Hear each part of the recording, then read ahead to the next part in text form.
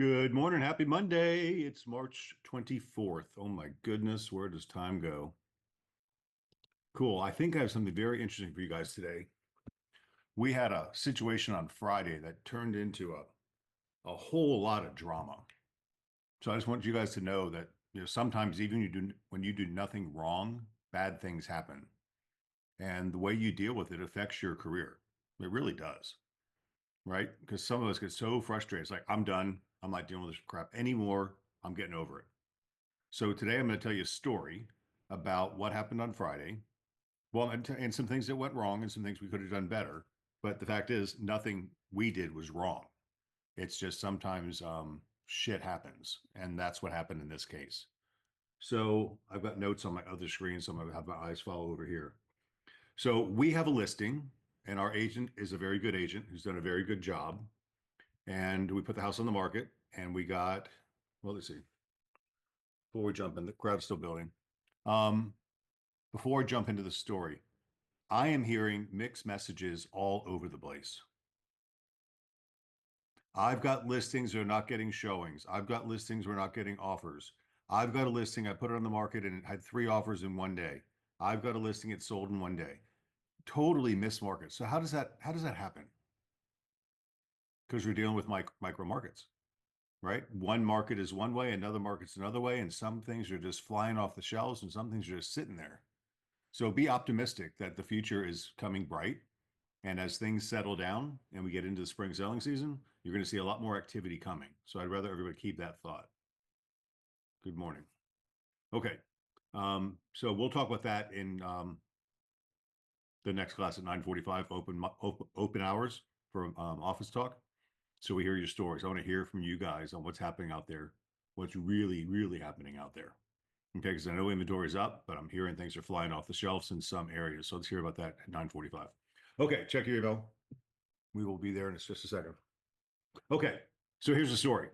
We've got a listing. The agent wants to remain nameless, so that's why they're not here with me today, but that's fine. We got a listing. We got a couple offers on the listing, and the seller decided to take one offer that was better than the others, even though it had a home sale contingency. No problem. So we accept a home sale contingency and we take the house off the market, and we've got a closing date of April 15th, I want to say. The buyer puts their house on the market, and miraculously it sells like that, like in 2 days. House is sold. Cool. And they want to close March 28th. The buyers want to close on our buyer's house on March 28th. So here's some discussion points I want to have with you guys, right? Please erase the thought in your mind that honor before has any effect on a contract. It doesn't, right? If you have a closing date of honor before April 15th, the closing date is April 15th. All it says is we're willing to move the closing date up or back on or before, but it doesn't mean we have to. It's a unilateral choice to move it up, but it takes a bilateral decision to make a contract valid. So on or before has no force and effect other than to show the intention that you're willing to close early if you can. Okay, so we did make one mistake there. The buyer and sellers agents got together and they discussed moving the closing date from April 15th to March 28th. We did not this has nothing to do with the problem at all. I'm just calling out something as I see it because I'm your broker and that's the way it works. So the buyer and seller decide to move the closing date to March 28th, but the agents, plural, both buyer and seller's agent, did not put it in writing. So if we're going to change the closing date from March 15th to March 28th, April 15th to March 28th, what should we do? We should have an addendum to the contract moving the closing date. If we're going to move the closing date, what else should we move? Please. Addendum. Good, Lauren. What else should we move? We're with the closing date. We should move the loan approval period, right?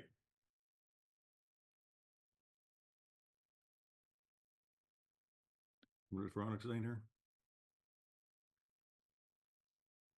No, you don't need an addendum, Veronica. You don't need a contract to sell a piece of real estate. You need an addendum if you want to make it enforceable.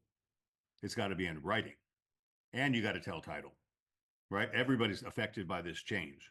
So all that stuff happened. It wasn't in writing. That's fine. Buyer and seller agreed. They moved the closing date to March 28th. Perfect. In the meantime, this is a challenge, and I want you guys to remember this. The buyer, not our buyer, the buyer chose to use a bank, Chase Bank, and not saying anything bad about Chase Bank. I bank with them too. Chase Bank is great. They're a great bank. They're not a great lender.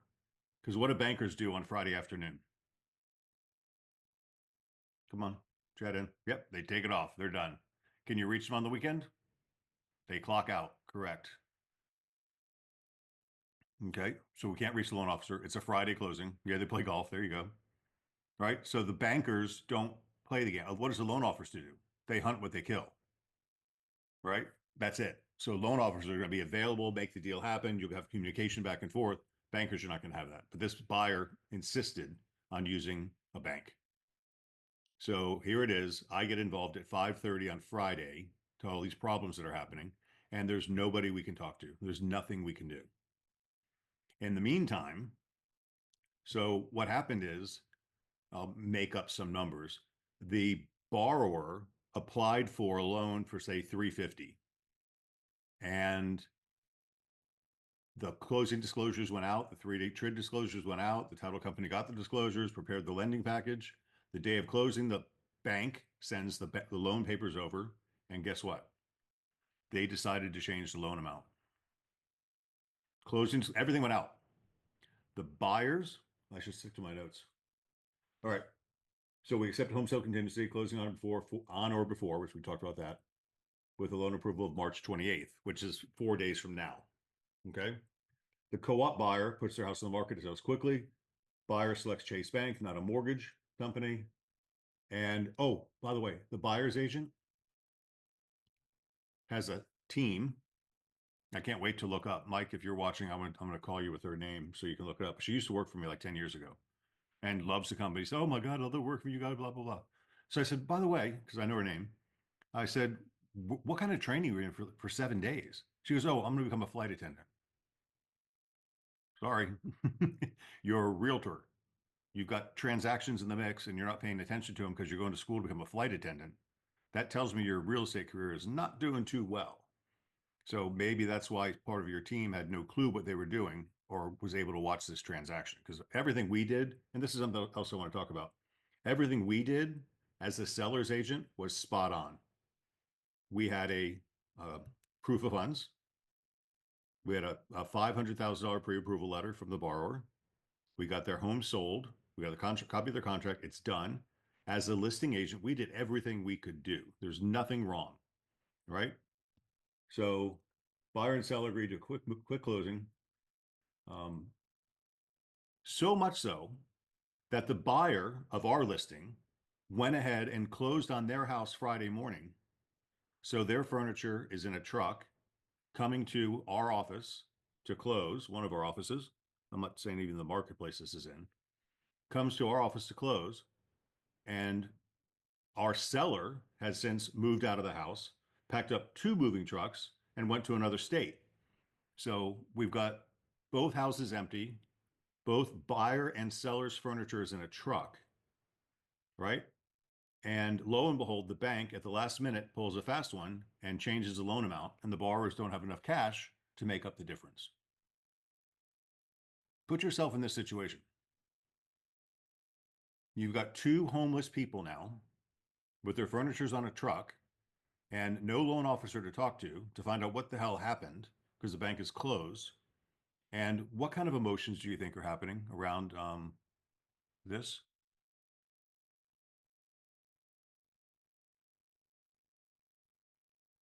Do you think just fear and trepidation, anger, frustration? And who are the consumers going to take this anger, fear, and frustration out on? Anybody they can. All of the above. Perfect. I educate my sellers on bank approvals versus mortgage companies 100%. There's nothing wrong with banks, guys. I mean, if you're a 800 credit score borrower, they'll do it for you all day long. But if you're in a situation where you need to have options or you're some challenging, you need a loan officer on your side. And a bank is just not going to provide you with a loan officer. Yeah, banks can't color outside the lines at all. Okay. All right. So the lender delivered the TRID 3-day closing notice prior to closing. So everything on our side as a listing agent was done. The buyer's been disclosed. Their loan is ready. We've got a clear to close from the lender, from the bank, clear to close. So we're done. Buyer goes and does the walkthrough through the house, comes to closing, and the loan changes. Now the emotions start flying. So our agent calls me, and this is like 4:30, 5 o'clock ish in that time frame. The agent calls me just in a mess, feeling like crap because the seller's pissed off. The seller's an elderly couple. The seller's son rips our agent a new one. How could you let this happen? There is nothing we can do. This is real life real estate, right? There's nothing we can do. So the agent and I are talking and we're talking and we're talking. I'm trying to walk them off the ledge. And it's just a cluster. There's nothing we can do. Our hands are literally tied like this. There's nothing we can do. We can't talk to anybody. We can't find anything out. The seller is demanding an answer of what happened and what we're going to do about this by the end of the day. So our agent's in a knot. The agent gets me all in a knot. So I've got to handle that. I said, look, I'll take care of it. Let me talk to the customer, give him my number.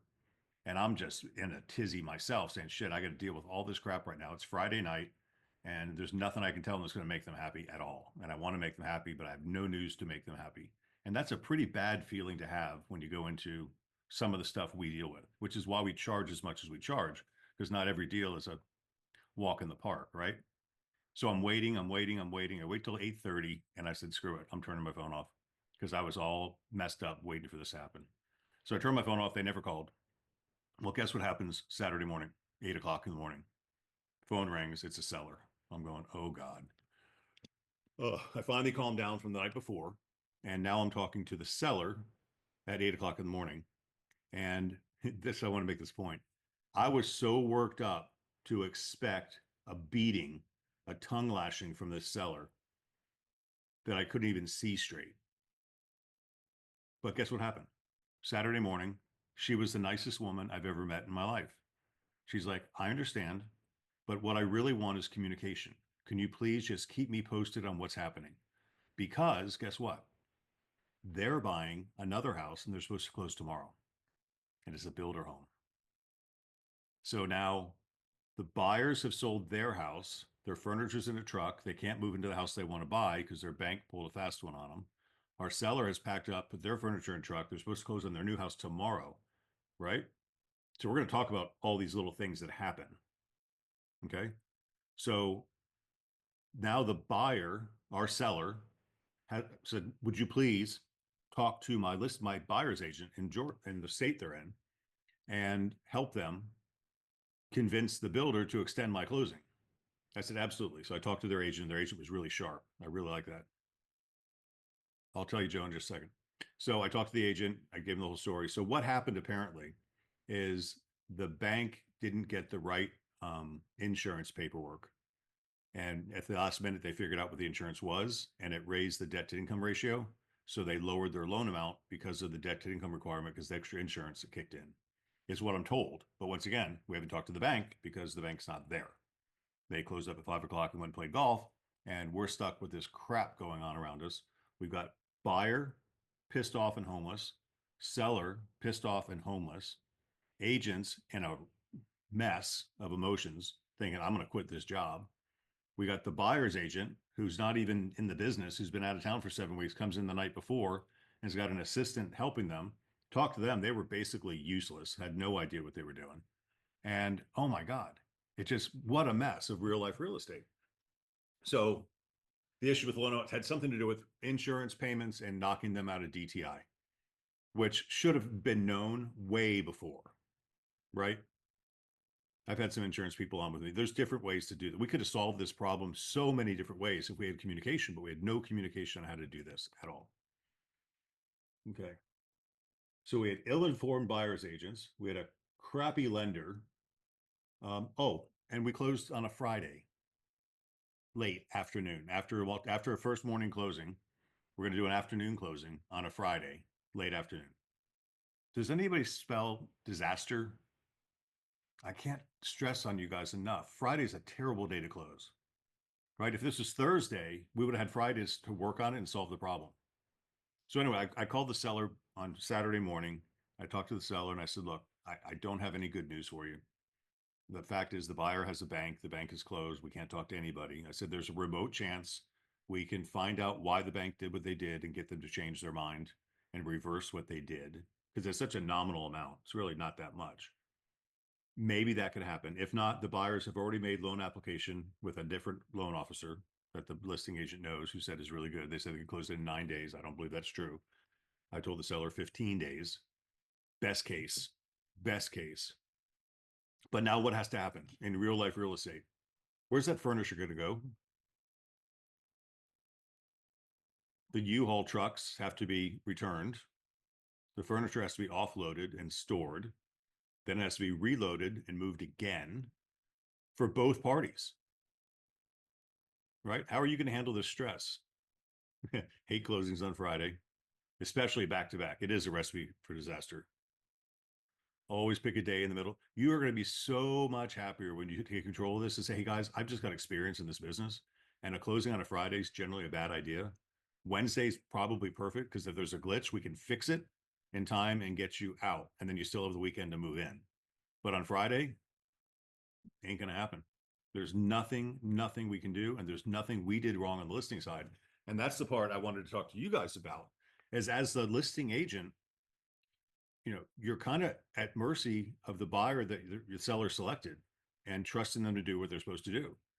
And the buyers were so convinced that they were going to close, they actually closed on their own personal home. And they were showing up to close and sent their money and all that stuff and were coming to pick up keys. And at the last minute, that changed.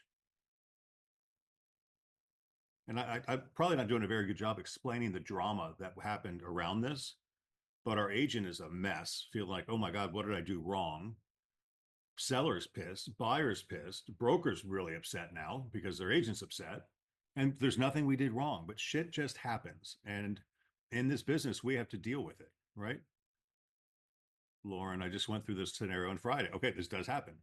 Home was vacant for the buyers to move into, and I had Brooke, a local lender, to advise that the purchase price of the home needed to be increased and concessions changed from due to DTI from insurance.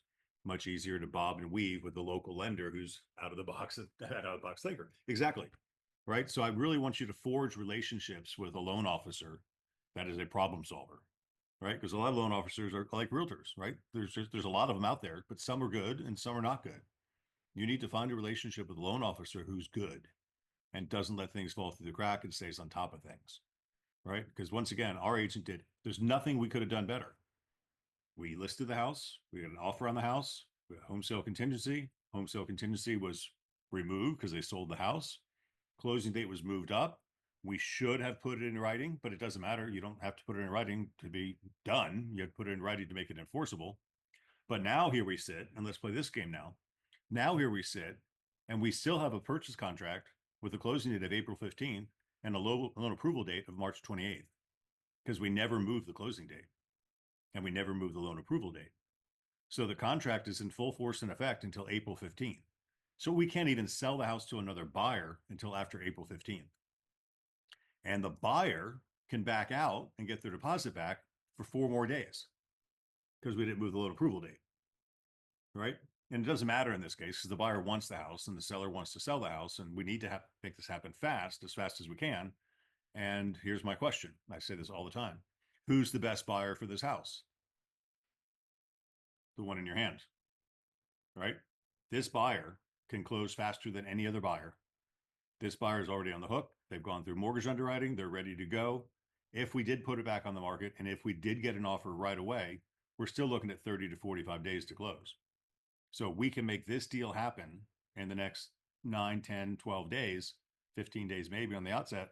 There's no better buyer than the one we have in our hand right now. So we got to work together to make this happen.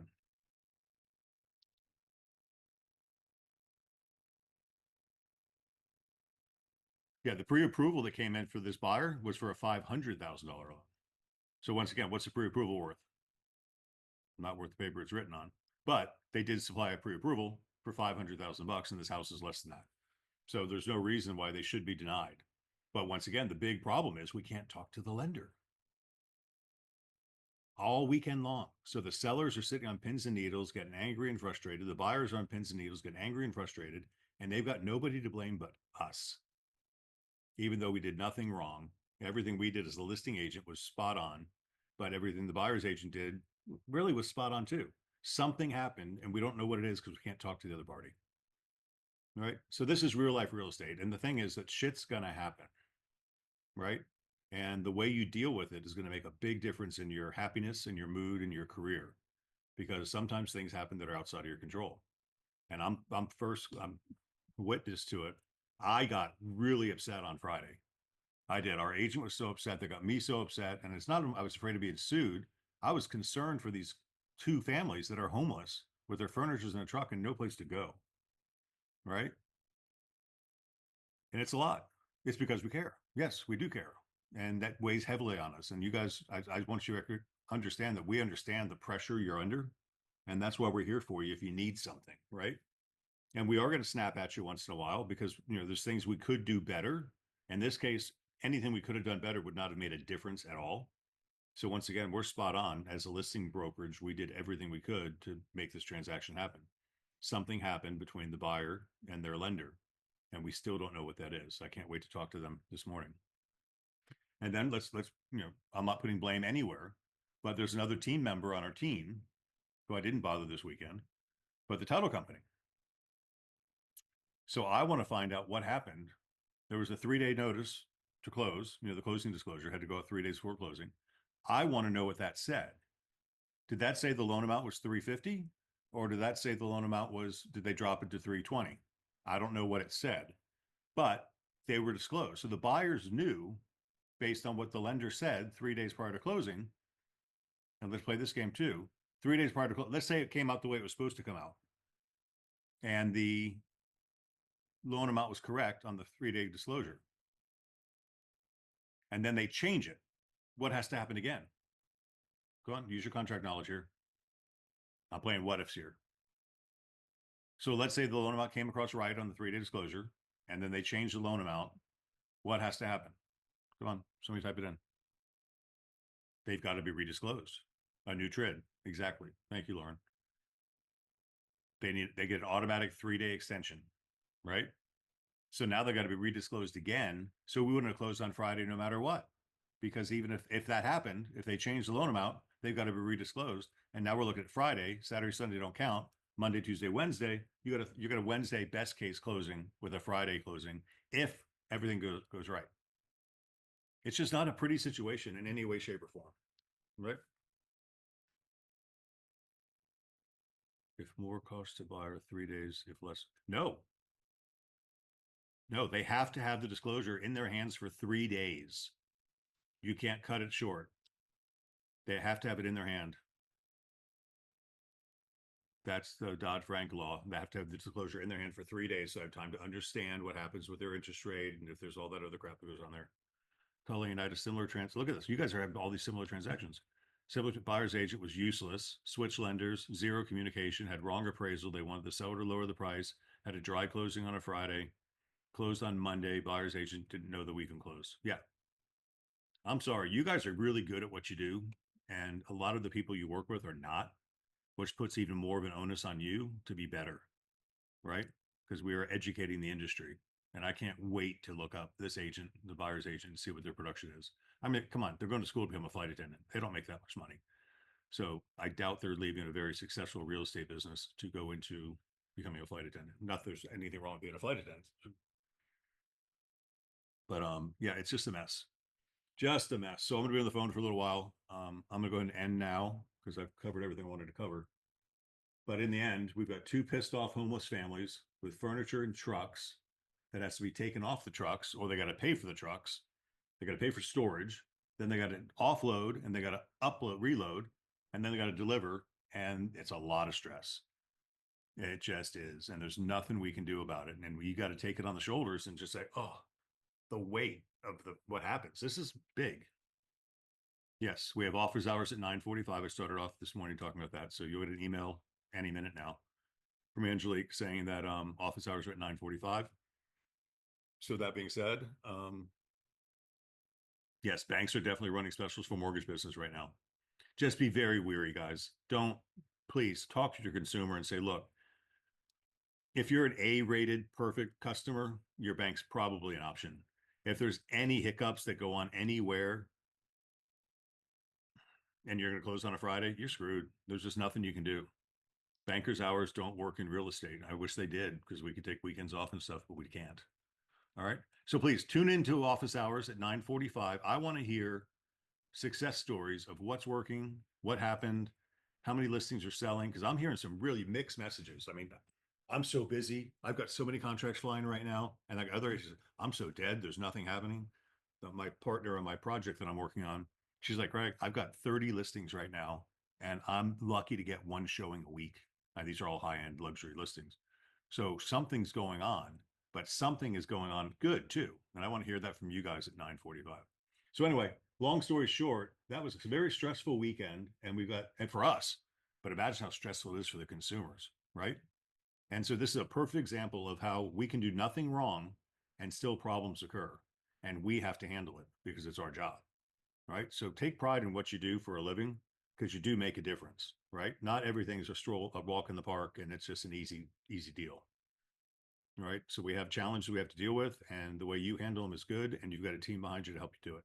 So that being said, I will update you tomorrow with an update because I'm going to call the title company right now. Happy Monday. See you for sales meeting tomorrow.